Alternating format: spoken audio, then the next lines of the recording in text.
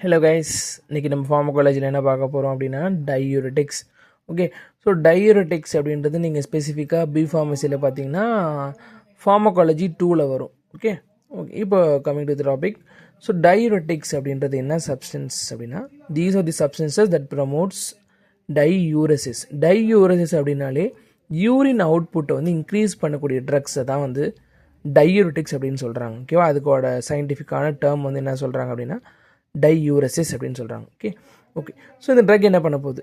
டயூரெட்டிக்ஸ் increases the excretion of sodium. So sodium அப்படின்ற compound வந்து நம்ம பாடியிலேருந்தும் அப்புறம் water compound, sodium and water ரெண்டு காம்பவுண்டையும் பாடியிலேருந்து வெளியேற்ற போகுது. ஓகேவா, அதான் டயூரெட்டிக்ஸோட வேலை.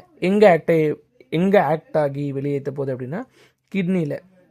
ஸோ எலிமினேஷன் அப்படின்ற ப்ராசஸ் வந்து நம்ம கிட்னி மூலியமாக தான் நடக்கும். அதனால ஆட்டோமேட்டிக்காக யூரின் அவுட்புட் இன்க்ரீஸ் ஆகுது அப்படின்னா அந்த ட்ரக் வந்து எங்கே ஆக்ட் ஆகும் ஞாபகம் வச்சுக்கணும்னா கிட்னியில் தான் ஆக்ட் ஆகும். Okay, next coming to the classification of diuretics. So diuretics எப்படிலாம் கிளாஸிஃபை பண்ணலாம்? 3 விதமாக கிளாஸிஃபை பண்ணலாம். High ceiling diuretics, medium efficacy diuretics, weak or adjuvant diuretics. Okay, so high ceiling diuretics அந்த பேர்லேயே உங்களுக்கு மென்ஷன் ஆகுது. ஹை சீலிங் அதாவது ஹையான எஃபிகசியோட இருக்கக்கூடிய ட்ரக்ஸ்லாம் வந்து ஹை சீலிங். இதுக்கு இன்னொரு பேர் என்னென்னா லூப் டயூரெட்டிக்ஸ்.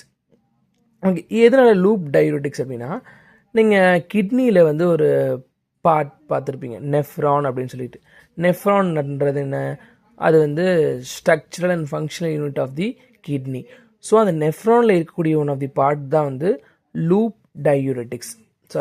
லூப், அந்த ஹென்லிஸ் லூப்னு சொல்லுவாங்க, ஆர்எல்ஸ் லூப் ஆஃப் ஹென்லின்னு சொல்லுவாங்க. அது வந்து யூ ஷேப்டு டியூபாக இருக்கும். ஓகேவா, ஸோ அது வந்து நீங்கள் அனட்டமி அண்ட் ஃபிசியாலஜியில் பார்க்கும்போது உங்களுக்கு புரியும். அந்த லூப்பில் வந்து ஆக்ட் ஆகக்கூடிய ட்ரக்ஸ்லாம் வந்து லூப் டயூரெட்டிக்ஸ்னு சொல்கிறாங்க. ஓகே, இதுக்கு ஒரு எக்ஸாம்பிள்ஸ் வந்து ஃபிரோசிமைட், டொராசிமைட். அப்புறம் மீடியம் எஃபிகசி, இதுக்கு இன்னொரு பேர் என்னென்னா தயசைட் டயூரெட்டிக்ஸ். ஸோ அதில் 2 டைப் இருக்கும், பென்சோதயடைசின்ஸ். அதுக்கு எக்ஸாம்பிள் ஹைட்ரோக்ளோரோதயசைட், பென்சோதயசைட். அப்புறம் செகண்ட் டைப் என்னென்னா தயசைட் லைக் டயூரெட்டிக்ஸ். அதுக்கு example metolazone, xipamide, clopamide. Okay, next third என்னென்னா வீக் ஆர் அட்ஜுவன்ட் டயூரெட்டிக்ஸ். அதில் நேம்லேயே தெரியுது weak. So while comparing with other two, high சீலிங்கும் கம்பேர் பண்ணும்போது மீடியம் எஃபிகசி கம்பேர் பண்ணும்போது இது கொஞ்சம் கம்மியான ஆக்ஷன் தான் கொடுக்கும். அதுலேயுமே 3 சப்டாப் கிளாஸிஃபிகேஷன்ஸ் வச்சுருக்காங்க. ஃபர்ஸ்ட் என்ன, கார்பானிக் ஆன்ஹைட்ரேஸ் இன்ஹிபிட்டர். அதுக்கு example acetazolamide. And second is osmotic diuretics. அதுக்கு வந்து mannitol, glycerol. Third is potassium sparing diuretics. ஓகேவா, இதில் இப்போ இந்த 3 கிளாஸிஃபிகேஷன் பார்த்துட்டோம். இதில் ரொம்ப ரொம்ப ரொம்ப இம்பார்ட்டண்டான ட்ரக்ஸ் என்னென்னு பார்த்தீங்கன்னா ஃபியூரோசிமைட், அதாவது ஹை சீலிங் டயூரெட்டிக்ஸில் ஃபியூரோசிமைட். அப்புறம் தயசைட் டயூரெட்டிக்ஸில் ஹைட்ரோக்ளோரோதயசைட். அப்புறம் வீக் ஆர் அட்ஜுவன்ட் டயூரெட்டிக்ஸில் ஸ்பைரோனோலாக்டோன். ஓகேவா, okay, coming to the mechanism of action. So இந்த ட்ரக் வந்து எப்படி வேலை செய்ய போகுது?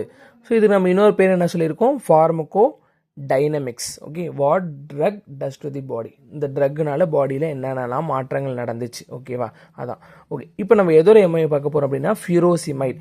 ஃபியூரோசிமைட்ன்றது என்ன, loop diuretics. Okay, so it acts on the ascending part of the loop of Henle. So loop of ஹென்லின்னா என்னென்னு ஆல்ரெடி சொன்ன முன்னாடியே, அதாவது நெஃப்ரானில் இருக்கக்கூடிய one of the U shaped part தான் லூப் ஆஃப் ஹென்லின்னு சொல்லுவோம்.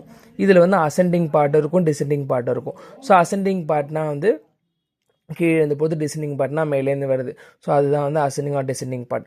ஸோ இது ஸ்பெசிஃபிக்காக எங்கே ஆக்ட் ஆகும் அப்படின்னா ascending part of the loop of ஹென்லியில் ஆக்ட் ஆகும்.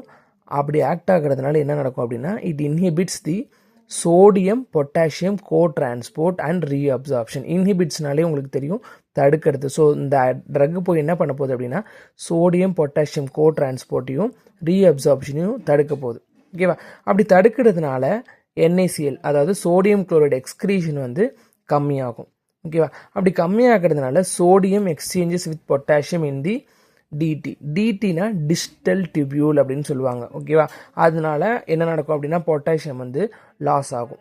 ஓகே, புரியுதா? அந்த NaCl எக்ஸ்க்ரீஷன் ஆகிறதுனால சோடியம் எக்ஸ்சேஞ்சஸ் வித் பொட்டாசியம், அதாவது சோடியம் வந்து பொட்டாசியமோட எக்ஸ்சேஞ்ச் பண்ணிக்குது. அதனால எங்கே நடக்குது, இது டிஸ்டல் டிபியூல். அதனால பொட்டாசியம் வந்து லாஸ் ஆகுது. ஓகேவா, ஸோ இது எப்போல்லாம் ரொம்ப எஃபெக்டிவாக இருக்கும்னா it is effective in very low glomerular filtration rate.